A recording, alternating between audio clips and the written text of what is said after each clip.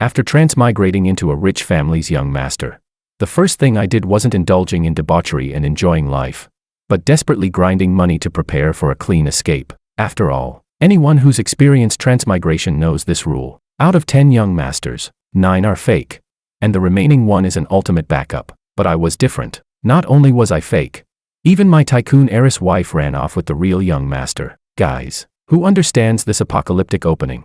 So overnight, I drew up an escape plan and set myself a small goal. Before the divorce, squeeze 500 million out of my sucker wife. Just as I happily signed the divorce agreement and was about to flee on a small yacht, my icy, stone-cold wife suddenly tore up the contract, pinned me onto the bed, and said coldly, trying to run, "Not a chance. From today on, I manage your bank cards. You must be home before 8 p.m. every night. And if you don't hand in enough contributions, don't even think about sleeping." What I didn't expect even more was the real young master looking at the two of us with a relieved smile. Big brother and sister-in-law really have such a great relationship. Then he cheerfully closed the bedroom door. I was speechless. Is the novel I transmigrated into even a normal one? Chapter 01. The day I transmigrated into the role of a fake young master in a wealthy family, the system gave me 2 choices. A. Stay in the Wong family and fight the soon-to-return real young master to the death, most likely ending up abused so badly there wouldn't even be scraps left of me. B. Take the money and leave, 500 million as a breakup payout. Enough for me to live freely and comfortably for 10 lifetimes. I didn't hesitate for a second and chose B. Only an idiot would pick A. In the original story, that real young master, Makoto, was a truly ruthless character. He grew up in an orphanage, psychologically twisted, and came back solely for revenge. Fight him, me, a former corporate drone who, before transmigrating, did nothing but play video games after work, would probably die without even knowing how it happened. So at the welcome press conference the Wong family held for the real young master, when the spotlight fell on that man in a bespoke suit, his brows sharp and eyes shadowed with menace, I quietly retreated to a corner and sent a message to my lawyer. "I'll sign the agreement. When will the money be transferred?"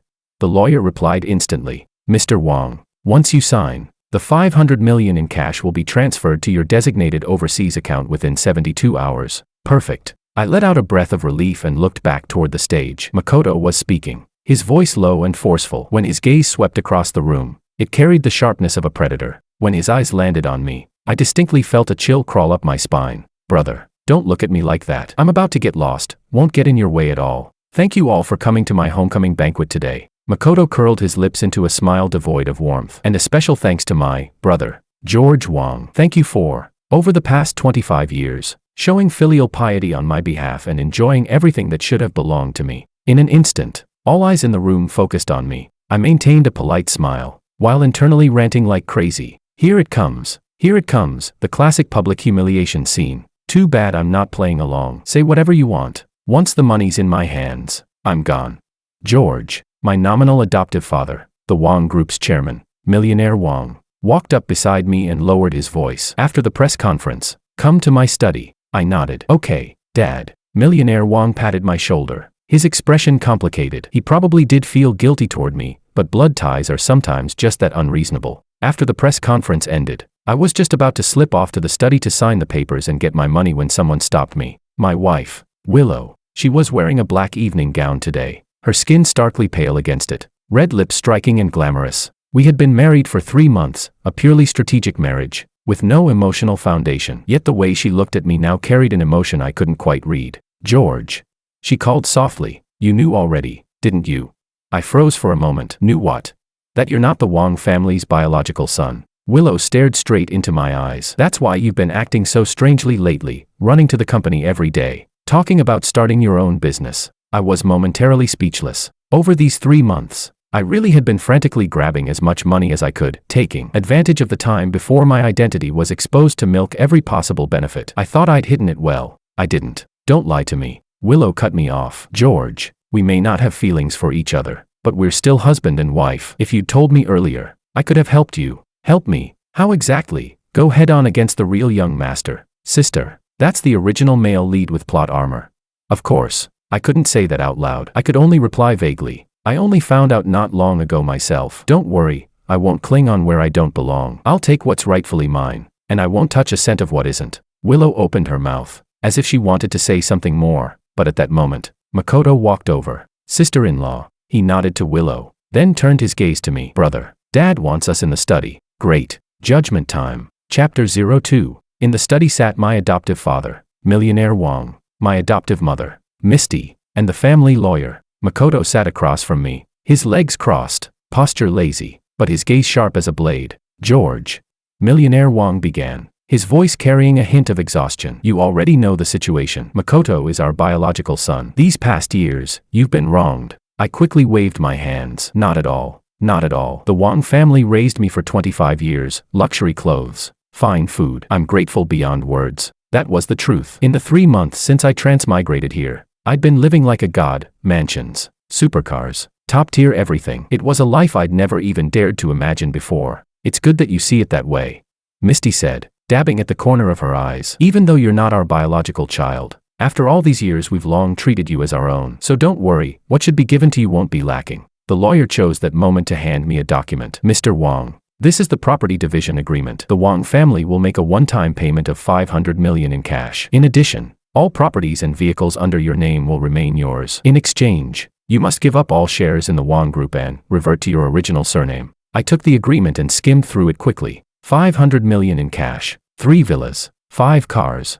plus some jewelry collections. More than I'd expected. No objections from me. I picked up the pen and was about to sign. Wait, Makoto suddenly spoke. My hand paused, and I looked up at him. Makoto smiled faintly. Not quite a smile. You're agreeing so readily, brother. Not even going to fight for a bit more. After all, you spent 25 years in the Wang family. Even if you don't have achievements, you at least put in the time. It sounded like concern, but I knew it was sarcasm. There's nothing to fight for. I signed my name with a bold stroke. None of this was ever mine to begin with. Returning it to its rightful owner is only right. After signing, I slid the agreement back. That's it. Then, the lawyer nodded. The money will be transferred within 72 hours. As for your marriage with Miss Liu, divorce, I said decisively. I'll leave with nothing. I'll also return all the Liu family's wedding gifts. With 500 million in hand, I didn't care about that little bit of money. George, my father frowned. Marriage isn't child's play. Willow is a good girl. You too, Dad. I interrupted him. It's precisely because I respect Willow that I can't drag her down. I have nothing now. I'm not worthy of her. That was the truth. Willow was Orange City's #1 socialite, the sole heir of the Liu Group. Divorcing a fake young master like me would only benefit her. Makoto stared at me for a few seconds, then suddenly laughed. You see things clearly, brother. Fine, then it's settled. When I walked out of the study, I felt lighter than ever. 500 million. I was a billionaire now. Real young master. Fake young master. What did that have to do with me? I was going to travel the world, buy a private island, flirt with beauties from every country. George. I turned at the sound of my name. Willow Liu was standing at the end of the corridor, clearly having waited there the whole time. I walked over. Willow, actually, I have something to tell you. You want to divorce me? She asked first. I froze. How did you know?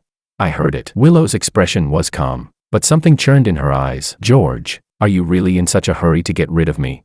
It's not getting rid of you, it's for your own good. I explained. I'm no longer the Wang family's young master. We're no longer a good match. Divorce is the best choice for you. And what about me? Willow stepped forward, almost pressing up against me. George, these 3 months as husband and wife, did you really feel nothing at all? I caught the scent of her perfume, and my thoughts wavered. Objectively speaking, Willow was stunning, beautiful face, perfect figure. We didn't have much emotional foundation, but we'd done everything a married couple should. And in bed, she'd been quite passionate, but I couldn't soften now. Willow, don't do this. I took a step back. Just treat these 3 months as a dream. After the divorce, you can find someone better. I glanced toward the study. Makoto would be a good choice. The real young master, young, capable, and a perfect match for you. In the original story, Willow ended up with Makoto anyway. The process was brutal, but the ending was sweet. I was just spoiling it early, and giving a helping push. Willow's expression changed instantly. George, what do you take me for? A commodity that can be handed over at will? That's not what I meant. Then shut up. She cut me off. I won't sign the divorce papers. At least, not now. With that, she turned and walked away, her heels clicking crisply against the floor. I stood there, stunned. This wasn't how the plot was supposed to go. In the original story, hadn't Willow agreed to the divorce without hesitation? So why now? Could it be that I performed too well these past 3 months and made her fall for me? No way. I'd spent these 3 months busy grabbing money, barely paying attention to her. If she'd fallen for me like that, it'd be a miracle. Chapter 03. 3 days later, the 500 million hit my account. I stood in the bank's VIP room, staring at the long string of zeros in my balance, feeling like I was dreaming. Mr. Wong, how do you plan to allocate these funds? The private account manager asked respectfully. I stroked my chin and thought for a moment. Transfer 100 million to my daily use account first. As for the rest, buy some gold, some crypto, spread the risk. Understood. In addition, the properties under your name will need to be transferred, and the vehicles will require formal procedures as well. No rush on those. I waved my hand. I'm going on vacation first. I'll deal with it when I'm back. After leaving the bank, I went straight to a 4S dealership and picked up the Porsche 911 I'd had my eye on for ages. 3 million all in. Before, I wouldn't even dare think about it. Now I didn't blink once. Driving my new car, whistling all the way, I headed back home. No, not home anymore. The old Wong family estate. I needed to go back, pack my things, then find a hotel to stay at. I'd talk about the divorce once Willow cooled down. As soon as I drove into the Wong family manor, I saw Makoto standing at the entrance of the main house, with several people beside him. I parked the car, slung my backpack over my shoulder, walked over, and said, "Excuse me." Makoto stopped me. "Where are you headed, brother?" "Moving out." I replied matter-of-factly. "The agreement's signed. The money's in. I can't exactly keep freeloading here, can I?" "No need to rush." Makoto smiled. "Dad said you can stay a while longer, move after you found a suitable place." I frowned. "No need. I've already booked a hotel." "That won't do," Makoto said with feigned concern. "You've lived a pampered life since childhood. Staying in a hotel would be too much of a hardship. How about this? I have an apartment downtown. You can stay there for now." As he spoke, he handed me a set of keys. I didn't take them. "Makoto, let's be honest with each other. I know you hate me, think I stole 25 years of your life. Now I've left. You've returned. We're even. You can save the fake kindness." The smile on Makoto's face faded slightly. "Brother, that's a harsh thing to say. I genuinely want to help you." "Then thanks," I said, walking past him. "But no need. I've got money. I can handle things myself." "George." Makoto's voice turned cold. "I'm giving you face. Don't be ungrateful." I stopped, turned back, and looked at him. "What? Want to fight?" The atmosphere instantly became tense, like a drawn blade. Just then, Willow walked out of the house. "What are you arguing about?" Makoto immediately put on a gentle expression. "Sister-in-law, I was trying to persuade my brother to stay a few more days. He wouldn't listen." Willow glanced at me. "If he wants to leave, let him. You can keep a person, but you can't keep their heart." That sounded a bit sour. I rubbed my nose. "Then I'm really leaving."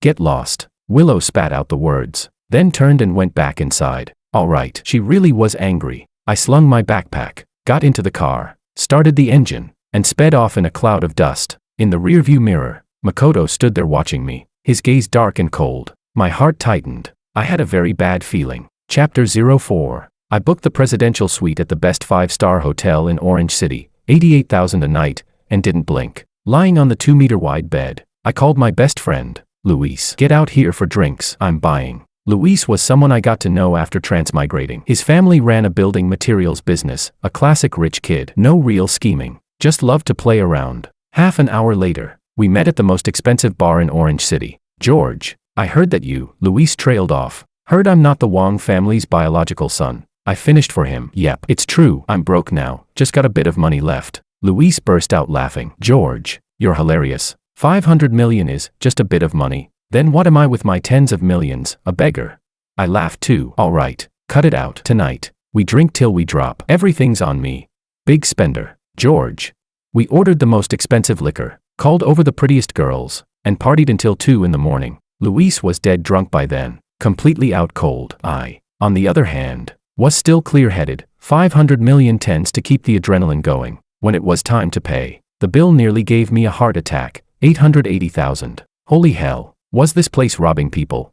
But I'd already talked big, so I could only grit my teeth and swipe the card. After sending Luis home, I went back to the hotel and passed out. The next morning, I was woken up by a phone call. "Mr. Wong, this is the Wong Group's lawyer." The voice on the other end was grave. "There's something we need to inform you about. Mr. Makoto requested a re-audit this morning of your financial dealings with the Wong Group over the past 3 years." I was instantly wide awake. "What does that mean?" "Makoto suspects that during your tenure, you used your position to misappropriate company funds." The lawyer paused. "And he claims to have evidence." I jumped out of bed, furious. "Bullshit. Yeah, I took some money, but it was all legitimate dividends and bonuses. Misappropriating funds. Am I insane?" "Mr. Wong, please calm down. The evidence Makoto provided shows that last month, you transferred 50 million from a company account to a shell company called Fengxing." I froze. Fengxing, wasn't that Luis's dad's company? Last month, Luis came to me saying his father's company was having cash flow problems and wanted to borrow 50 million as a short-term bridge loan, promising to pay it back within a month, with 2 million in interest. The interest was tempting, so I agreed and transferred the money under the name of a Wang Group subsidiary. That move really wasn't clean. At the time, I figured I was leaving soon anyway, might as well grab what I could. I didn't expect Makoto to seize on it. Mr. Wang, the lawyer continued, Makoto's position is very clear. If you're willing to return the 500 million breakup payment and issue a public apology, he's willing not to press charges. Otherwise what? Otherwise, you may face criminal liability. Misappropriating 50 million carries a sentence of 5 years or more. I clenched my phone, my hand shaking, not from fear, from rage. Makoto, that bastard. I already took the initiative to get out, and he still wouldn't let me go. Mr. Wang, tell him, I said through gritted teeth, I won't return a single cent. If he wants to sue, let him. But remind him of this too. Corner a rabbit and it'll bite. Don't push me too far. After hanging up, I paced back and forth in the room, seething. No, I couldn't just sit and wait to die. Makoto was trying to wipe me out completely, take back the 500 million and send me to prison. Ruthless. But I wasn't someone to mess with either. These 3 months since transmigrating, I hadn't just been busy grabbing money. I knew quite a few dirty secrets inside the Wang Group. For example, why did Makoto's adoptive mother swap the babies back then? Was it really an accident? For example, millionaire Wang's younger brother, my so-called second uncle, had long been eyeing the chairman's position. Was he colluding with Makoto? And for example, how many shady deals were hidden behind the Wang Group's major projects? I didn't have hard evidence yet, but as long as I dug, I'd find something. Makoto, if you want to play, I'll play with you. Chapter 05. The first person I contacted was Luis. George, I really didn't know about this. Luis was practically crying on the phone. That 50 million, my dad already paid it back long ago. Principal plus interest, 52 million. Not a cent missing. Which account did it go to? I asked. The one you gave me, the Wang Group subsidiary account. I checked. The money had indeed arrived, but just yesterday, it had been transferred out again. Where to? No trace. It was obvious Makoto had tampered with it. Luis, I need you to do something for me now, I said. Go check who Makoto was in contact with before he returned to the country, especially my second uncle in the Wang family, Diego. George, are you planning to? He's coming after me. I can't just sit here and wait to die. I sneered. Oh, and help me find a few reliable private investigators. Money's not an issue. Got it. After hanging up, I called Willow. It rang for a long time before she answered, her voice cold. What is it? Willow, I need a favor. Why should I help you? Because we're still married. I improvised quickly. If I go to prison, you'll be a criminal spouse. That won't look good for the Lu Group. There was a few seconds of silence on the other end. Then Willow laughed. George, you really have a thick skin. No choice, I'm being forced into it. I sighed. Makoto wants to sue me for misappropriating funds. 50 million. That's at least 5 years. Her laughter faded. He's really that ruthless. Even worse. I explained everything. Willow, I know I'm not really in a position to ask you for help, but enough. Willow cut me off. 8 tonight. Same old place. The old place was a private restaurant we used to frequent before getting married. Amazing food. Very discreet. At 8 that evening, I arrived right on time. Willow was already waiting in the private room, dressed simply in a white shirt and jeans. No makeup, but still stunningly beautiful. Sit. She gestured to the seat across from her. I sat down and got straight to the point. I need the Lu Group's legal team. Fine. Willow Lu agreed without hesitation. But I have one condition. What condition? The divorce agreement. Don't sign it for now. Willow looked at me. We'll talk about it after this is resolved. I frowned. Why? I have nothing now. I'm a burden to you. Whether you're a burden or not is for me to decide. Willow poured herself a cup of tea. George, I've been watching you these past 3 months. You love money, but you have principles. You're smooth, but not sinister. Compared to someone like Makoto, who hides knives behind his smile, I'd rather work with you. I was stunned. This was the first time anyone had ever described me like that. So, Willow asked, what's your choice? I took a deep breath. Pleasure doing business. Wife. Willow smiled, this time, a genuine smile. Pleasure doing business. Husband. Chapter 06. With the Lu Group's legal team on board, things immediately became much easier. The lead attorney's surname was Mu. In his 50s, a heavyweight in the field, undefeated in court. Mr. Wang, I've reviewed your situation, Attorney Mu said, adjusting his glasses. From a legal standpoint, Makoto's chain of evidence is incomplete. That 50 million transfer does carry your signature, but it went through standard approval procedures, and the funds have already been returned. It's very difficult to constitute the crime of misappropriation of funds. I said. But he could still accuse me of abusing my position for personal gain. Correct. Attorney Mu nodded. That's why we need to prove this was a legitimate commercial transaction, not personal embezzlement. That Luis you mentioned, does his father's company have business dealings with the Wong Group? Yes. I pulled out my phone. Here's last year's cooperation contract, 30 million. This year it was renewed for 50 million. The money I transferred was, in name, an advance payment for goods. Excellent. Attorney Mu made a note. Also, regarding Makoto, I found something interesting. What is it? Before returning to the country, he worked at an investment bank on Wall Street. Attorney Mu lowered his voice. That bank was exposed last month in an insider trading scandal. Makoto was one of the project leads involved. My eyes lit up. Do you have proof? We're still investigating, Attorney Mu said. But if this checks out, it'll be a bombshell. After the meeting, Willow drove me back to the hotel. In the car, she suddenly asked, George, if you win this, what do you plan to do? Take the money and run. I replied without hesitation. 500 million is enough for a lifetime. And then, she asked. And then, I thought for a moment. Travel the world, buy a private island, become a happily useless rich guy. Willow was silent for a while before speaking again. Have you ever considered staying?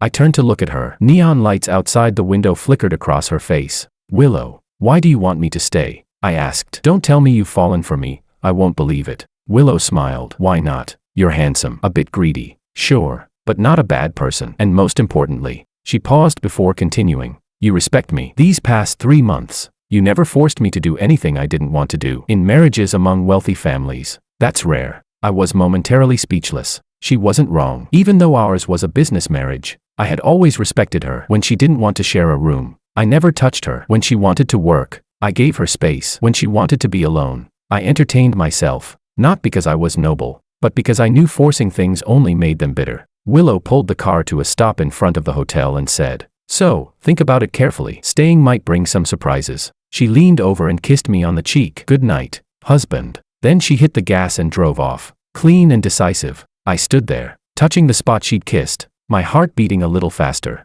Fuck, this woman really knows how to flirt. Chapter 07. Over the next week, Makoto and I officially went to war. He sued me for abusing my position for personal gain. I countersued him for defamation. Both sides' lawyers clashed fiercely in court, and the media covered it nonstop. It became the biggest piece of gossip in Orange City. That day, as soon as the hearing ended and I stepped out of the courthouse, reporters swarmed me. Mr. Wong, Makoto has accused you of occupying the Wong family's assets for 25 years. How do you respond? Mr. Wong, there are rumors that you and Ms. Willow are about to divorce. Is that true? Mr. Wong, it said you've already moved out of the Wong residence and are currently staying at a hotel. Does this mean you've completely broken ties with the Wong family? I stopped, faced the cameras, and put on a textbook smile. First, I did not occupy any assets. For the past 25 years, I genuinely believed I was a member of the Wong family. Everything I enjoyed was given to me by my parents. Second, Willow and I have a good relationship and have no immediate plans to divorce. And finally, I looked toward Makoto, who was standing not far away. Some people are using any means necessary to destroy me, but I won't let them succeed, because the innocent remain innocent, and the guilty will reveal themselves. With that, I pushed past the reporters and headed for the parking lot. Makoto chased after me. George, you're ruthless. Takes one to know one. I pulled open the car door. Makoto, I'll say this one last time. I don't want to fight you. I've already taken the 500 million. Everything in the Wong family is yours. We're even. Push me any further, and don't blame me for getting ugly. Makoto sneered. You think I care about the Wong family's scraps? What I want is to ruin you completely, to make you taste the suffering I endured for 25 years. Right. Twisted psyche. No point talking sense. I shook my head, got into the car, and drove off. I'd only gone 2 blocks when Luis called. George, we found it. Before Makoto returned to the country, he met Diego 3 times, once in New York, twice in Hong Kong. Do you have evidence? Photos, Luis said excitedly. I had someone pull them from hotel surveillance footage. They're blurry, but you can tell it's them. Send them to me. As soon as I received the photos, I forwarded them to Attorney Mu. An hour later, Mu called back. Mr. Wong, things just got interesting. I found that Diego has recently been dumping Wong Group shares in large quantities, cashing out at least 1 billion. And after Makoto returned, he registered a new company whose core business completely overlaps with the Wong Group's. I understood immediately. They're planning to hollow out the Wong Group and start over with a new shell. Very likely, Mu said. And I suspect that Makoto isn't actually millionaire Wong's biological son. What? I was stunned. This is just a hypothesis, but the timeline doesn't match. Mu explained. Millionaire Wang and Misty's son was born in June 25 years ago, but Makoto's birth certificate shows he was born in May. It's only a 1-month difference, but if Makoto really was the swapped baby, why would he be born a month earlier? My mind raced. Unless Makoto isn't the swapped child at all, but a fake Diego found from who knows where? That's possible, Mu said. I'm already investigating Makoto's real identity. It'll take some time. After hanging up, my emotions were complicated. If Makoto really was a fake, then hadn't the Wang couple been deceived all over again? And more importantly, where was the real Wang family's young master? Chapter 08. 3 days later, an even bigger upheaval arrived. The Wang Group suddenly issued an announcement. Chairman Millionaire Wang had been hospitalized due to a sudden heart attack, and the company would temporarily be managed by Vice Chairman Diego. At the same time, Makoto entered the board of directors as the eldest son and was appointed the new CEO. Anyone with eyes could see it. This was a coup. I went to the hospital to visit my father, but I was stopped outside the ward. Mr. Wang, the CEO has given instructions, the bodyguard said expressionlessly. No one except immediate family members is allowed to visit. I laughed in anger. I'm the son he raised for 25 years. I don't count as immediate family. Makoto said you're no longer a member of the Wang family. Fine. Ruthless enough. Just as I was about to force my way in, Willow arrived. Let him in. Willow Lu said coldly. I'm the president of the Lu Group and the Wang family's daughter-in-law. If I say he can go in, he goes in. The bodyguard hesitated, then stepped aside. Inside the ward, Millionaire Wang lay on the hospital bed, tubes running all over his body, his face pale. Misty sat by the bed, her eyes swollen red. She had clearly been crying. When she saw me, Misty froze. Then tears spilled out again. George, Mom. I walked over. How's Dad? The doctor said it was an acute myocardial infarction. Misty said, holding Millionaire Wang's hand. They managed to save him, but his condition is unstable. Makoto said it was because he was stimulated by what happened with you. Bullshit. I couldn't help swearing. Mom, do you believe that? I know Dad's health better than anyone. His annual checkups were always fine. How could he suddenly have a heart attack? Misty didn't answer, just cried. I sighed. Mom, there are some things I can't say right now, but you need to be careful of Makoto and Diego.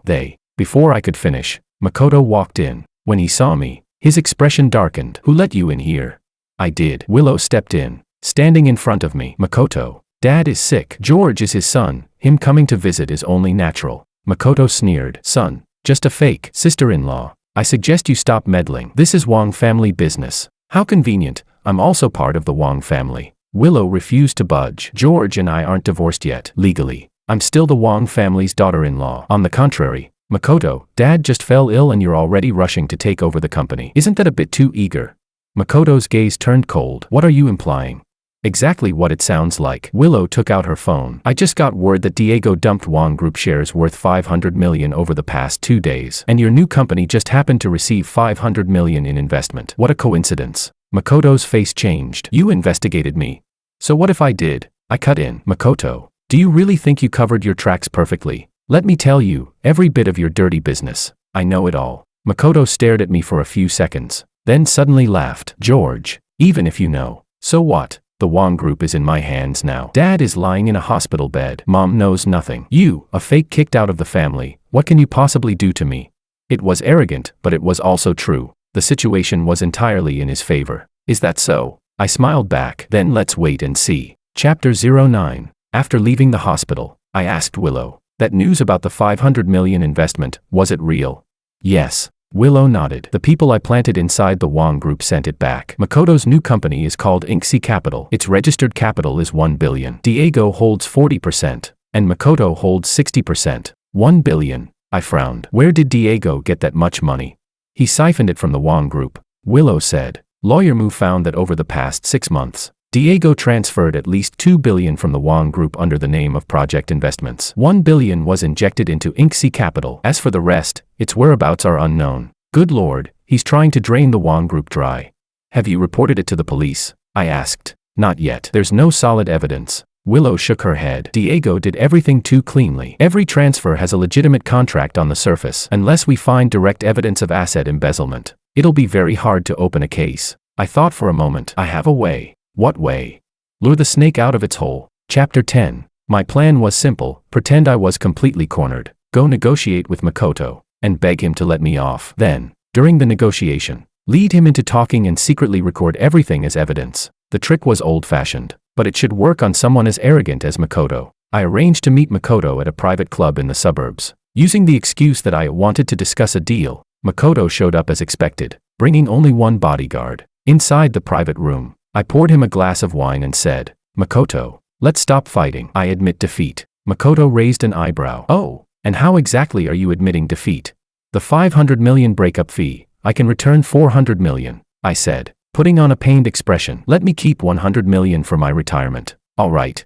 Makoto laughed. "George, do you really think I care about that bit of money?"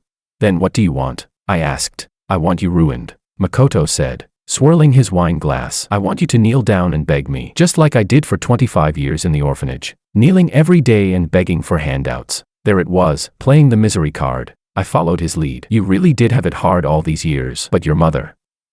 I mean, the person who switched you at birth, why did she do it? Was Diego involved?" Makoto's eyes flickered. "Why are you asking this?" "Curiosity." I shrugged. "I got dragged into this mess too. I should at least know why I'm so unlucky, right?"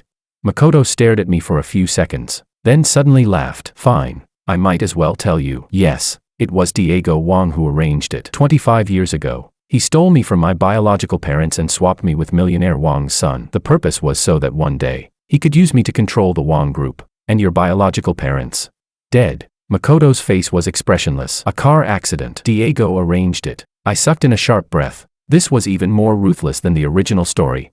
"So," Makoto leaned closer to me. "George, tell me, shouldn't I hate them? Shouldn't I take revenge? The Wong family owes me. I'll take it back 100-fold, 1,000-fold.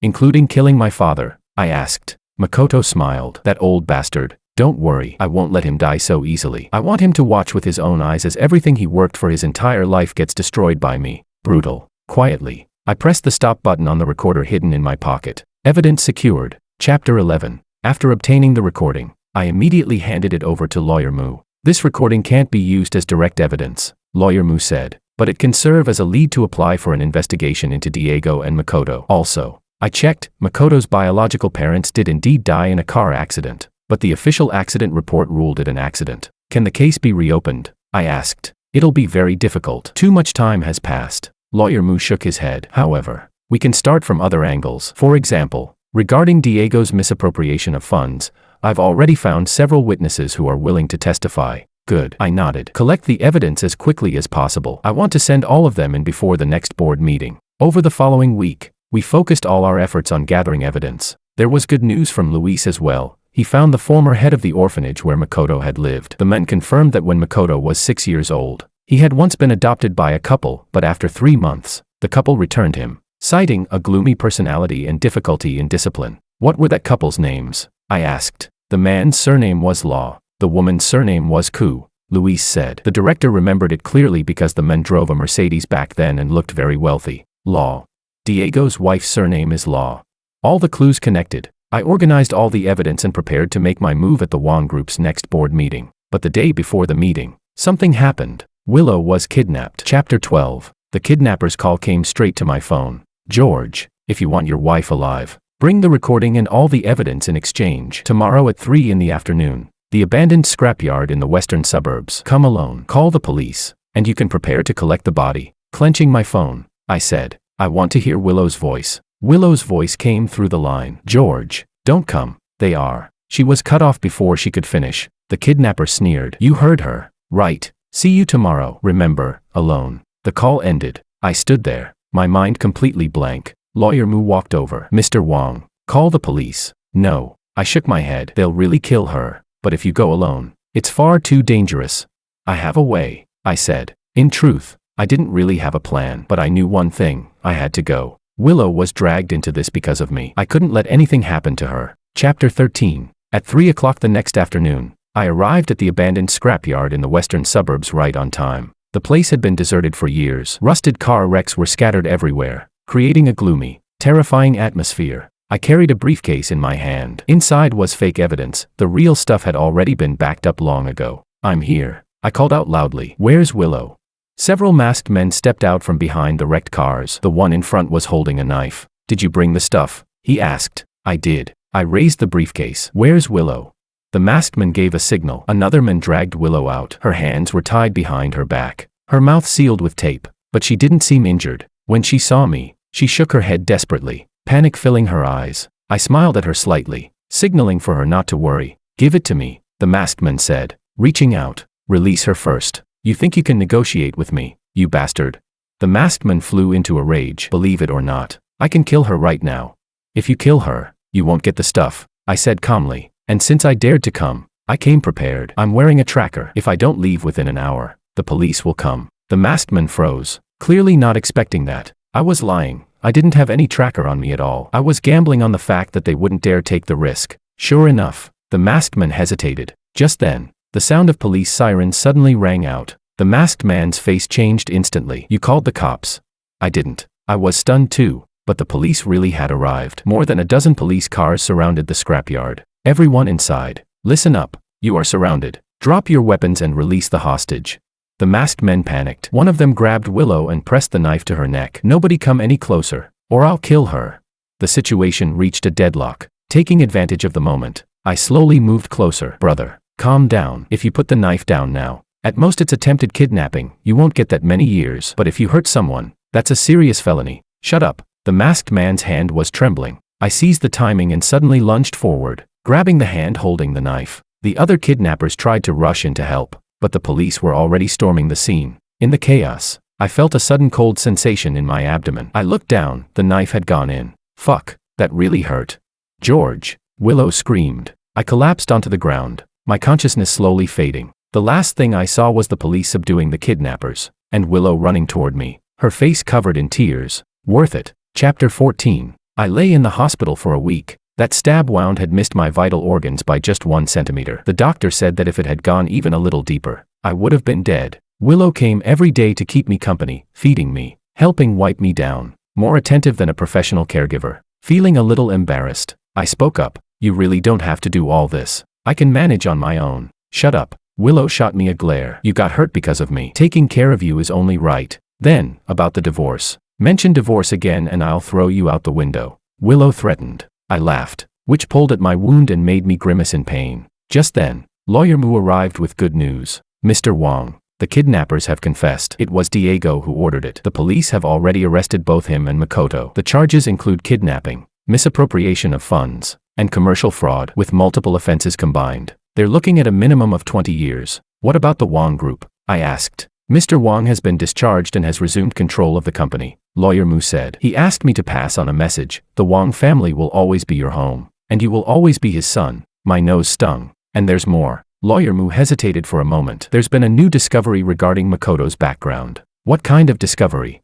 "We found his biological mother," Lawyer Mu said. "She's still alive and lives in the countryside. 25 years ago, she was a nanny for the Wong family and swapped the babies under Diego Wong's orders. But she never imagined that Diego would steal her own child as well. Then the real young master of the Wong family. He's been found too." Lawyer Mu handed me a photograph. "His name is David. He's a programmer working in Shenzhen. Mr. Wong has already met him, and DNA testing confirmed their biological relationship." I looked at the young man in the photo. His eyebrows and eyes really did resemble millionaire Wong's. "Is he willing to return to the Wong family?" I asked. "Yes." Lawyer Mu nodded. "But he said he needs some time to adjust." "That's good. A perfect, happy ending." Chapter 15. A month later, I was discharged from the hospital. The Wong family hosted a family banquet to celebrate my recovery and to welcome the real young master, David, home. At the banquet, millionaire Wong announced publicly, "George may not be my biological son, but I raised him for 25 years. To me, there's no difference. So I've decided, 30% of the Wong Group's shares will go to George, 30% to David. The remaining 40%